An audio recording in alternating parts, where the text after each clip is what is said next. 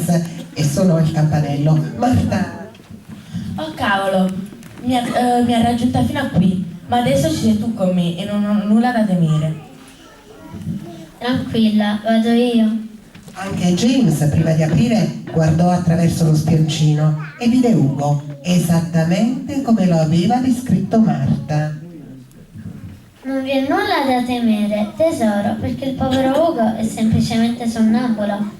Sai, io una volta ero un pirata, appartenevo alla ciurma del più cattivo pirata che sia mai esistito, il perfido Capitan Felino. Proprio allora vidi qualcosa del genere. Ma stai scherzando? Un uomo buono e gentile come te è stato un pirata.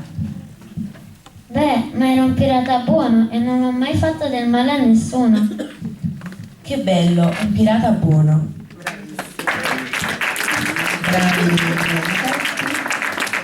Alessandro è un promettente futuro attore, Marianna non ha ancora deciso se vuole fare l'attrice, ma ha le caratteristiche per farlo. Vedete ancora una volta un messaggio di amicizia, la solidarietà, l'amicizia, lo stare insieme che sconfigge anche le paure che poi non hanno ragione di esistere.